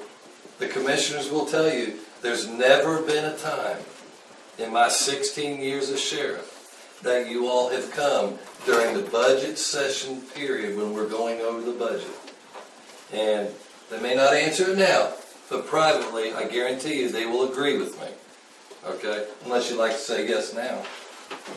Never a time has that happened. And I'm not throwing the commissioners and the county manager under the bus. But what's happening is, the first time that I go before the commissioners or in our budget meetings, and we're talking about the number of calls and about the coverage in Nantahala, they'll say, how many calls a year do you respond to? Last year we responded to 16,300 and something. And then that's emergency calls. And then another 12,500. Well, the next thing that they're going to ask is, how many calls to Nantahala did you have? We had 239. So 239 calls in Nantahala compared to 16,000 something in the entire county. And so they look at that and say, well, how can I sell that? Okay? But it's just me there standing there. You can sell it as a resident of this community. I tell them you're complaining to me. I'm telling them you're giving me heck. And you guys know you have, rightfully so. But they're not seeing it. So come to those meetings. I would encourage you to do that. And then they'll make a decision on whether they're going to do that or not. You know, but they'll hear from you firsthand, not just me. Secondly, let me tell you something else. There's a reason our jail population has gone from 35 people to over 100 people, and I'm having to pay other counties to house our prisoners. It's not because they're raising their hand or they're showing up at the sheriff's office and turning themselves in. It's because these guys like Jeff Dumford and Blake Buchanan and all these other officers that many of you are actually talking bad about on Facebook and social media and criticizing, and they're seeing that, knowing that these guys are busting their guts with what they've got to do. We're not perfect. But when was the last time anybody in here called me or showed up at the office and wanted to sit down and meet with me and chew my ear out? Please do it. Chew me out. Chew me out. Okay? Feel free to call me at home. Feel free to come to my office, and if you have issues, sit down with me and let's try to work this out. And let me know, because sometimes if there is a problem, I don't know it unless you let me know there's a problem. And there may be an explanation for what you've heard. You may not be getting all the facts. Okay, thank you. Next. Well, fortunately, I didn't have to participate in all those debates because obviously the Register of Deeds office is, well, it's like a machine. It kind of runs itself, and we don't make policy at the Register of Deeds office. But I did want to add something I forgot to say about my background. I was a realtor here in Macon County, and I have retired from real estate, but that put me in the Register of Deeds office also. And then the other thing I wanted to say is the Register of Deeds office does have a budget, which I have looked at. And I will be very careful that we don't waste any money because I had a mother that didn't waste any money. And I look forward to being in the next Register of Deeds. Linda Lake Herman, thank you. It's a privilege to serve as your county commissioner. It has been for 3 terms. I work hard at being your county commissioner. It don't matter if you're Democrat, Republican, Independent, I don't care who you are. If you need help, most people know who they call me. They call me. And these other boys will tell you that. And that's fine. I'm glad they do. If you need it, and that's what I'm there for. And we can get things done usually, or we can try to help you. If we can't, we'll tell you the truth. And I enjoy that part of it. That's the way I was raised too. And I enjoy being the county commissioner. Nantahala is a community. It is the outlying community of Macon County. Sort of like when you go through Horse Cove and Nantahala. I was over there with the Nantahala and Horse Cove on the other side of Highlands. Macon County's a big county. You drive from Walking Stick to this school in a day. I testified in front of the legislature one time, Jim will remember this, about nurses. We were trying to get nurses in school. And the lady said, we just let them work a half a day in Highlands and a half a day in Nantahala. You ever drove that road, man? But I put them on a bus. in Macon County. I put them on a bus, a 60-foot bus. Had every law enforcement officer in the world had 2 60-foot buses. We went up the gorge and Highlands. We stopped at Dry Falls. Just happened she got the front seat on the outside. And we got there, I said, now, we're not the Highlands yet. And we ain't to Nantahala by a long shot. How do you think we're going to do this in a half a day? Enough of that discussion, Mr. Bill. So that ended that. People don't know where we live. We get penalized for talking about topography and a lot of things. But tomorrow we have a special meeting. And I didn't set this up, I swear. But, you know, we built a new tower. And we streamlined this tower to get built on Rainbow Springs. To help with cell type service over here in Nantahala. It's sitting over there empty today. We went through everything we could do to try to get something put on that tower. And as Jim will tell you in the legislature and in the Senate, if they don't want to do it, if Verizon don't want to do it, they won't do it. We've tried everything. It's sitting over there empty. But tomorrow, we have got communications here, of course. Your SRO, which, by the way, in your county, we are still one of the only counties that has SRO in every county. The sheriff did mention that. We are, thank goodness. If you would have seen the video of what happened, I may go over my time and give you just a little witty statement. If you'd seen the video of what happened down at Union Academy, you'd see why that SRO is so valuable and how that could have ended up so bad. Had it not been for the SRO of Greg Rogers and the way he handled the situation, if you've not heard about that. So, just to throw that in. But tomorrow, about communication. Tomorrow, I'll not be a part of this, but they're meeting tomorrow about the communications. You know, we have this communication system here that the SRO can communicate really well, and this school can communicate really well with EMS, with whoever they need to. Well, that's what we're going to try to enhance that. We're trying to get on the Viper system a little better with the Highway Patrol. It appears that the cell tower over in Rainbow Springs, we just don't know what, you know, just give up. Like, I don't know what we're going to do with that. We tried to send them while I was going to sue them. But anyway, we're working on that too. We've got to get better cell service over here and all of our places. And broadband, that's another big issue that we've all worked on hard. This gentleman right back here has worked on it diligently. And we've all worked on it and put money into it.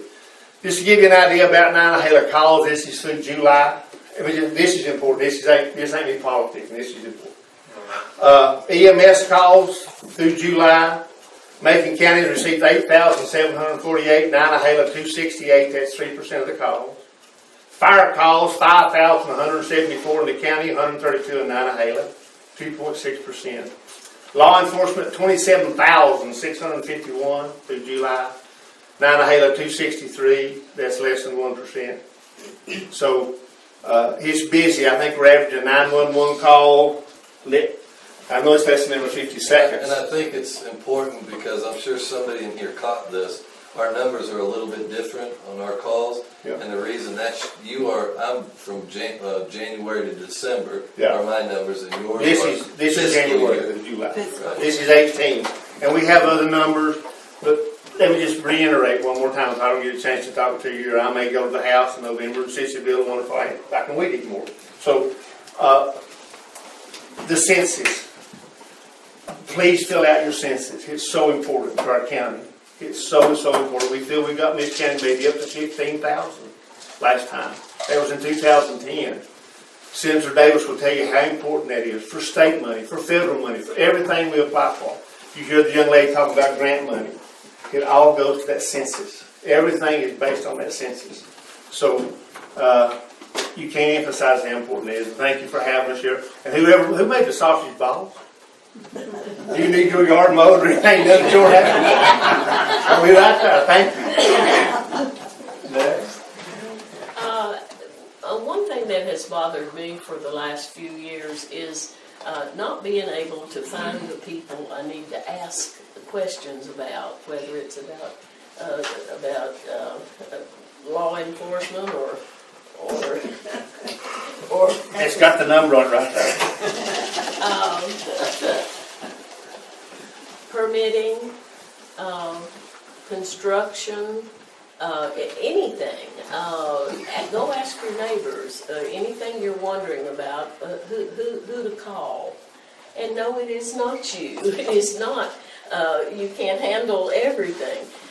We need better communications in the better website in all of our county government with lists of who does what and a really good organizational chart so you can see who reports to whom. And, with hundreds of people, I mean, if you want to do anything at all on your property, just talk to somebody about any particular thing without having to go through all of these phone trees, and you just kind of end up giving up. And I've done that myself several times, and that's been going on for about the last 8 or 10 years when I was looking for things. I've heard other people say that. We need a better communication system, better technology in county government, a better organizational chart for employees, and I'll throw this out here too, and every time I do it, a whole lot of people think this is a great idea, but the county and some of the county employees and the employees of the town of Franklin don't think it's such a great idea. But we have so much overlap in our town of Franklin and county government that people, somebody does something on the greenway, and then, well, who's responsible? Who do you call? Who can go arrest that person for writing bad words on the playground equipment? Nobody seems to know who owns the recreational facilities, who's responsible for them, and it'll take half a day to find out. But there just ought to be a better way to have better communications inside the county government, and I think really looking at consolidating the governments of the town of Franklin and the county is something that we should look at. How many how many people do we need to have to do permitting for alcohol out the Georgia Road, or all of the? If you look at the outline of the town of Franklin, it just looks like an amoeba going all over the place. All the extraterritorial jurisdiction that has happened, the both voluntary and involuntary in past years, annexation. That sort of thing. We need to really look at getting rid of, consolidating, getting rid of stuff that we could do a whole lot more efficiently and with less money. Other people have done it. You go online, Google city, county consolidations, municipal, borough consolidations, and you can just get everything from big areas doing this, little small towns. A lot of towns and counties consolidate just because the population shifts. That's the main reason. Well, our population has shifted all over Macon County. We're have a whole lot more areas that are more populous now and needing attention than Main Street, Franklin. Franklin is our county seat, and we need to protect it and take care of it. But good Lord, we need to look at what we're doing with the bypass and all the arteries coming into Franklin. Highlands has some of the same problems, just not as many because they're not the county seat. And I would almost suggest that Nantahala try to incorporate it so you can get a seat at the table that is better than you have now with just a community. Otto Community is 3 minutes up. All right. You hit that button. Somebody said something. I mean, I'm not having 15 seconds left. You gotta give me a second here. You better hurry. I'm ready. Let's go. Hit it? Okay. First thing I'm going to say is this. Thank you so much for having us here tonight. If you're sitting on that side, then you don't see what we're seeing. This is what democracy looks like. Okay? Yes. This is what democracy looks like. Okay? On our side, it's hard. Believe me, I have great respect for every single person up here because I know I've been where they are. But that's what we sign up for. Now, I want you to take this next quote in stride because I'm not meaning anybody at this table when I say this. But Mark Twain once had a saying. He said, "There's lies, damn lies, and statistics." Only reason I bring that up is not the first two, but the statistics. Beware of statistics. Believe your own eyes. Someone may tell you that the average teacher pay in North Carolina is $50,000. And that's all true, except that if you subtract out the teacher supplements paid by the counties, that number drops to about $45,000 because the average teacher supplement in North Carolina is about $4,500. I'm not saying they're trying to mislead you. I'm simply saying as Jim and I get after each other, and we will, as we go down this campaign, lies, damn lies, and statistics. He's not going to lie to you. Jim is not going to lie to you. He's going to tell you the statistics that make it sound good. Go to your school. Explain to me why Franklin High School no longer teaches history electives, because when we split the American history course in half, and then that should have bought us a teacher, and then we lost a teacher. So we don't have electives there anymore. I sat in front of a superintendent of schools and her whole staff just this last week. And they said, we don't know what we're going to do because nobody comes to this. I won't mention the town. Nobody comes here to teach. We have to raise our teachers. They grow up here. Sound familiar? Sound familiar? We have to raise our teachers. We're going to lose 4 teachers in the next 2 years. And we have no one in our school or in the pipeline that will come back and teach you. I asked them why. I said, is it the money? Because I don't believe it is. I teach and I don't believe it's money. They said, I'm not saying the money's good. I'm saying I don't believe most teachers teach for the money. I've taught for 18 years. They said, respect. We want to feel like what we do is valued. That's right. Now, I took that to heart, and here's what I'll tell you. I'm going to make one campaign promise. It's the only one I make. I learned when I ran for county commissioner, boy, watch out for those promises because they'll make you fulfill them, Robbie. They will. These people hold your feet to the fire, and that's what should happen. If I get sent to Raleigh once a year, and I'll include you, Nantahala, special in this because you have a special place in my heart. Once a year, in every county seat, and Nantahala, and Highlands, and Canton, and Waynesville, we'll split those up. Most of the major areas. You got to give me 2 seconds. I will come back and do what we just did. I promise you that. Once a year. You will not have to wonder what I look like. You will not have to, you will get tired of this voice, or it will get tired of one or the other. That's what democracy looks like. Thank you for caring enough to come out here tonight and give us help. I appreciate it. Thank you very much. I want to thank you all for coming. This is, as Bobby said, this is democracy in action. And I encourage you to go to the local fire department and go to their board meeting and express your concerns because they're regulated by laws. They're not regulated by the county. And the present county commissioners wouldn't know what they're spending money on unless it goes through their office, and that wouldn't go through. And so my recommendation for you is to go to their board meeting and ask them that question, because I'm sure the commissioners are going to wonder how much money they're spending there.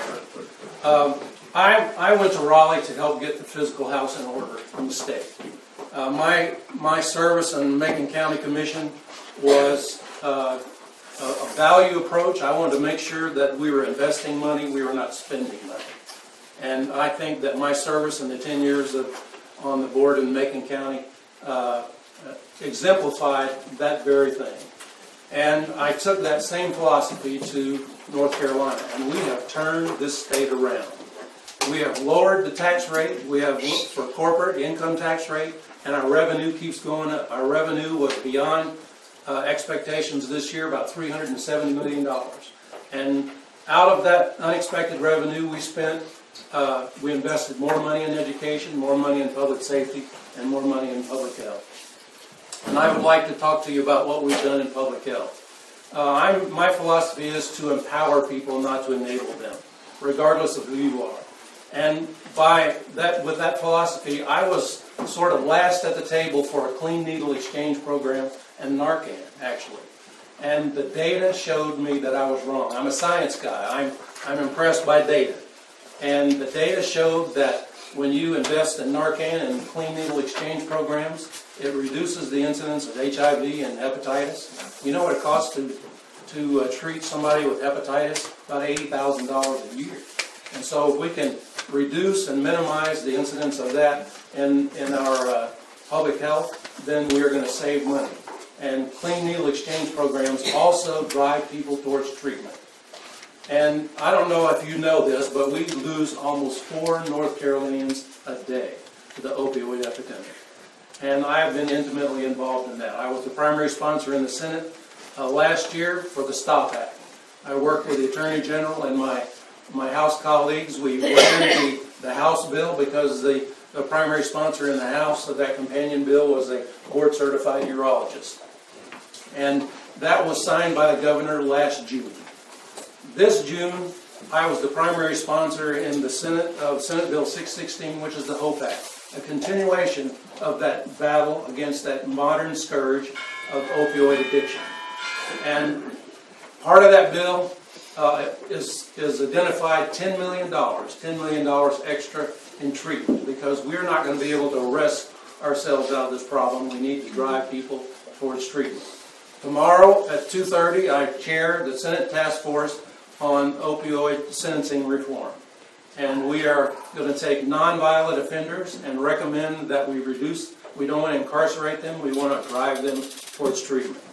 That is the single focus of my service in this next legislative session. I ask for your support. My name is Jim Davis. Thank you. Next. Guys, I appreciate y'all coming out tonight. I know we've talked a lot about budgets and things like that, but every county around us, I'm not sure on Swain County, but I know the rest of them split their county into zones. A deputy goes to that zone, and that's where you're expected to patrol. Nantahala, there's no reason it can't be a zone. No reason at all. Somebody should be here. Every part of this county deserves law enforcement, just like every other part of this county. No, we don't have the budget to station somebody in one community constantly. But we can split up where every community gets patrolled. We can do a lot more than what we're doing. It's all about just reallocation of our people. It's all about just making some changes. It's not that hard. Cherokee County uses zones. We have 3 zones. One county, or one deputy in each county, and then the sergeant kind of rotates between the 3. I don't see nothing wrong with that. I don't see anything wrong with that at all. It works. So what's he? Clay County. Chop liver? No. Jeff. Yeah, that we work here? Jeff is our SRO. And he's a very well-trained and great deputy. I've worked with him. He's a great deputy. There's absolutely nothing wrong with him. But our SRO should not be pulled out of our schools to answer calls. That leaves our schools unprotected. Right. He does a great job at what he does. I've laid up at night listening to the radio and them get him out of bed to answer calls in that hangar. I've heard over the radio calls get answered by him leaving the school. So no, he should never have to leave the school to answer calls. Unless there's an absolute emergency and the other deputy is in dire need of help. No, he should never have to leave our schools. And he's a great deputy. I've worked with him. I'm done. Thank you. This concludes our meeting, and with our guest, if you would care to stay around, I'm sure there'd be additional interaction. Good to see you.